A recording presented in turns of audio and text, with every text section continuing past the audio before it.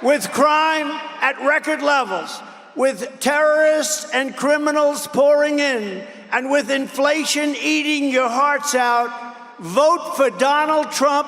What the hell do you have to lose? What do you have to lose?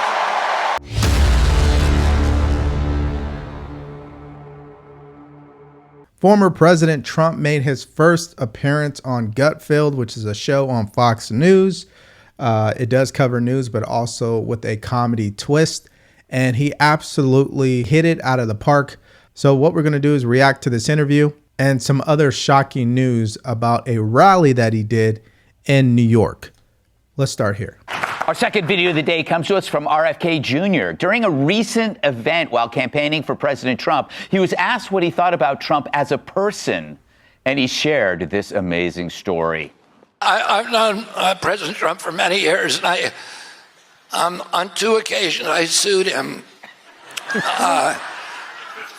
He was trying to build golf courses up in the New York City reservoir watershed, and I sued him successfully to stop that. And at one point, my wife, she wanted to go to Palm Beach for the weekend to see my mom over Easter, and I said, I didn't want to buy tickets for all the kids. And she said, what if I find a free ride? And I said, okay. Then she said, I found a free ride. And I said, who?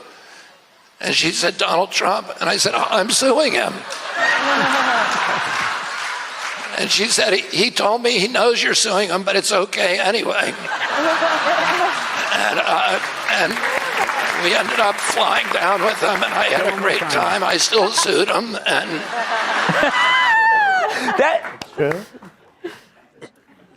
It's such an interesting story because you kind of separate the friendship from the legal stuff. It's like, yeah, you sue me, I get it, that's what you do. Yeah. But I'm not, like, you want to use my plane, fine.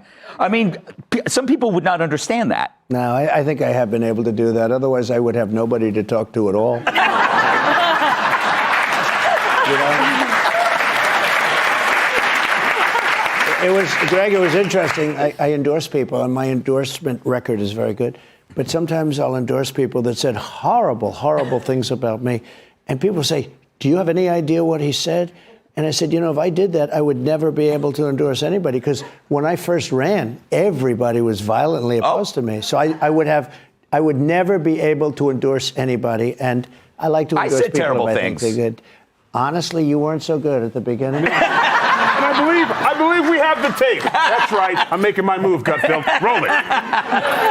Yeah, this is the part of Trump that the media doesn't like to show, of course.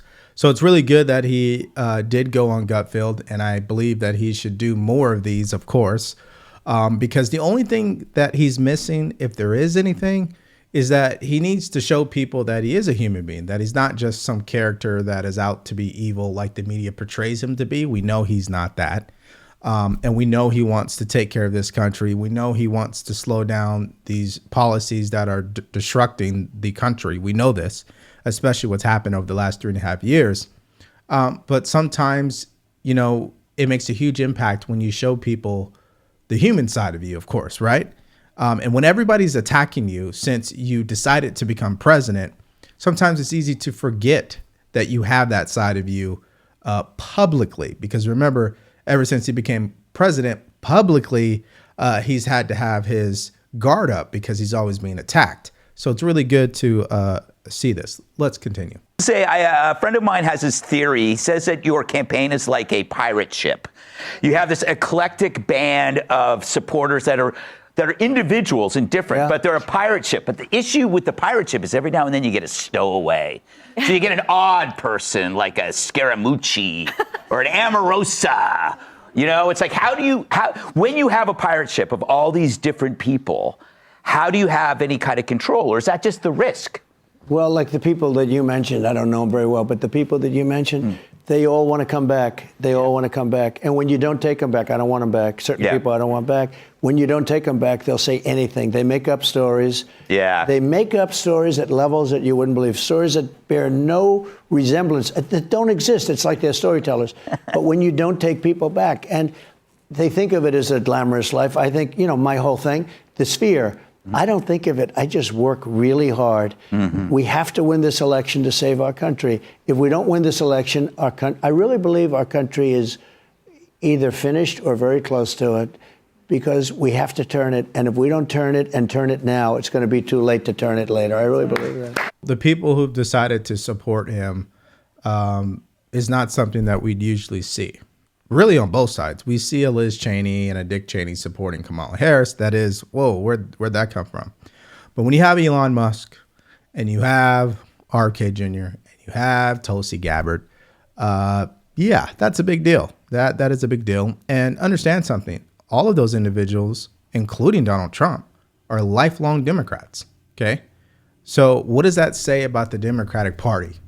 That lifelong Democrats are now identifying with Republican policies. It's because the Democrat Party has gone off the cliff due to their progressive base. But I mean, you have Elon Musk, you have RFK Jr., you have Tulsi Gabbard. These are all really strong-willed people. Great people. Elon, Are you saying he has a diverse cabinet? No, we have great people. A thing just happened about 10 minutes before I walked in. The Teamsters, for many, many decades, always automatically support the Democrats. Right. This year, they refused to do it. And they took a poll, and we got 60% in the poll in the Teamsters. And they're not going to support the Democrats this year. They're going to, I guess, remain neutral. But that was sort of a big event. Nobody's ever expected a thing like that to happen. They actually took a poll of the Teamsters, of the people, the workers, the people that really do the job, and they're good. I've had many of them work for me with the concrete stuff, you know, the frames. They put up the frames.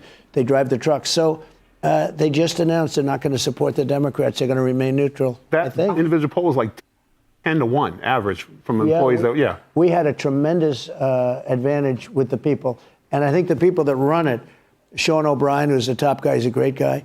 But I think they said, you know, how can we support this person, meaning them? Yeah. But they have for decades. I think 5, 6 decades. They've never. I mean, it's been many, many years since they supported a Republican or did this. Now, when I watch this, isn't it so obvious that Kamala Harris cannot sit down and do something like this?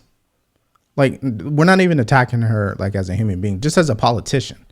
She is unable to sit and do something that is this unscripted, right? There's no teleprompter. This is obviously an interview, but you want to keep it light and you want to joke a little bit. You want to make the crowd laugh.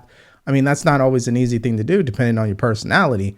But the fact that Trump could just sit there and do that says a lot. And by the way, this was earlier in the day when they recorded this. And then later in the nighttime, he went and he did a rally in New York. And we're about to get to that here shortly. Can I please ask a question just because I'm never going to be allowed in a room with a president again? Sure. Are there aliens at Area 51? You know, I'll tell you, it's a funny thing because I think that might be a question that I get more than any question. It is the craziest thing. So we have that so-called area. They consider it like a sacred area. And I will say this. I don't think I'm a believer, but I've interviewed pilots that look, I like Tom Cruise, but better than Tom Cruise. The blonde crew cuts, the whole, and this, yes, sir. And they were in the Oval Office, 3 or 4 pilots. These are not people that make up stories. These are, they said, all I know, sir, is there was a round object that was going 4 times faster than my F-22, which is a very fast plane. And it wasn't, you know, it shouldn't have been. It was round, sir. They have seen, I mean, 4 or 5 guys I've interviewed, solid people, great pilots for the U.S. Air Force, etc. They've seen things that they cannot explain. Yeah, just phenomenal. Just great on Trump to do this. I want to see more of this. I'm sure you want to see more of it. Now, this is what he used to do before he ran for president, by the way. And so it's always good to see this side of him. And again, this actually is more important this time around because he's running against an opponent who doesn't do any of this. She doesn't do any interviews, right? We know this. So I think he should double down on this to do 2 things: show people the other side of him, and 2, show people that he's doing this while she isn't. I think this is a powerful thing that he did. So hopefully we see more of it. Now, he did this, like I said earlier in the day, and then he went to the rally. And if you want to sum up how great he did in the rally and how impactful it was, let's understand a couple of these facts, and then I'll play a couple of clips. These are the facts. You can only fit 18,000 people in the Coliseum. 60,000 people, according to that city, reported buying tickets. Okay. So what does that say about the turnout? Now, does that mean he's going to win New York? More than likely he won't. But if he makes it competitive, that's a huge warning to the Democrats for sure. And obviously, if he does win New York, I mean, the election would be over immediately. That's 29 electoral votes. But it makes you wonder, it makes you interested when you see the reaction. Let's just look at the highlight reel on this one. Watch.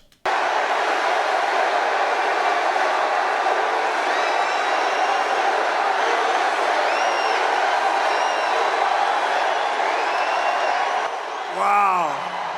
This is a big crowd. I'm thrilled to be back in the state I love with thousands of proud, patriotic New Yorkers who are really the heart and soul of America. We know that. And the reason I'm here is because it hasn't been done in many decades.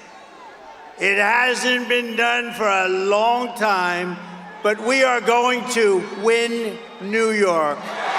And that's the first time in many, many years that a Republican can honestly say it, and we're going to do it. Americans deserve a campaign based on the issues. We try and keep it on the issues.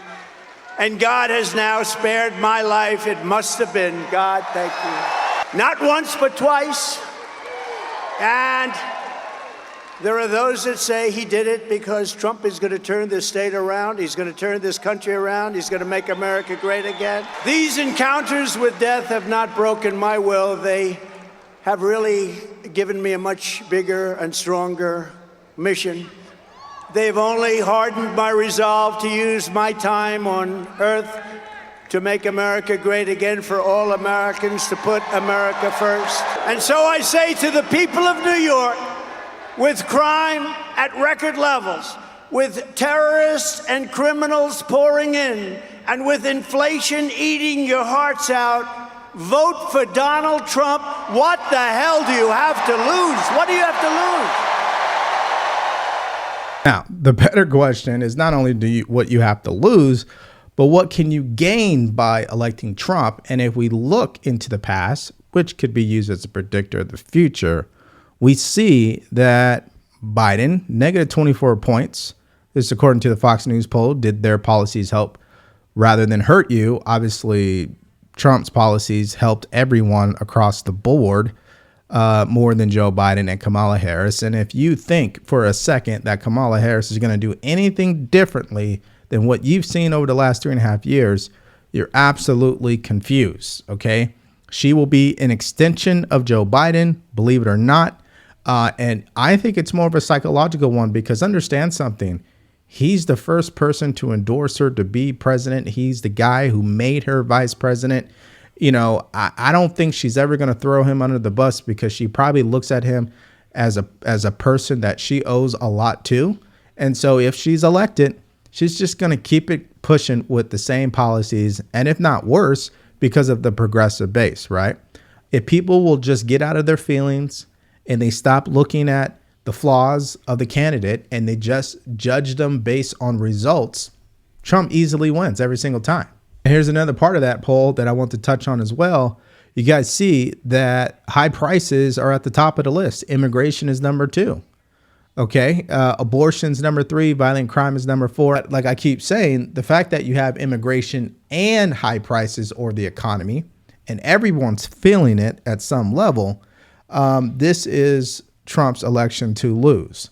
And so if he continues to do what we saw him do by going on Gutfeld, he continues to do the podcast, he continues to show up and do rallies like he did in New York, where it's just strictly on the issues, I don't think she's going to have a chance.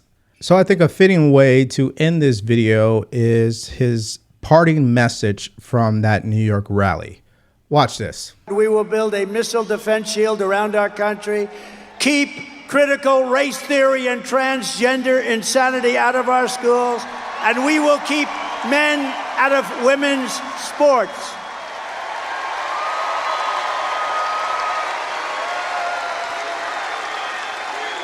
We will defend the Second Amendment, restore free speech, and we will secure our elections, and we will secure our borders. Everyone will prosper, every family will thrive, and every day will be filled with opportunity and hope.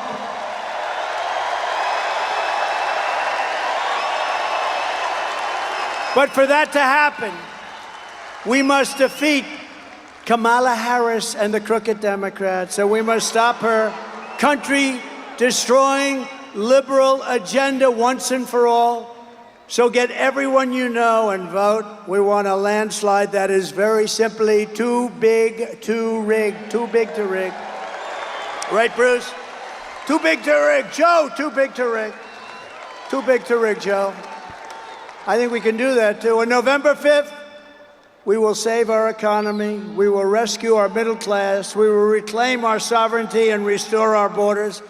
We will put America first, and we will take back our country, because together we will make America powerful again, make America wealthy again, make America healthy again, make America strong again, make America proud again, make America safe again, make America free again, and we will make America great again. Thank you very much. We love New York. Love New York. Thank you.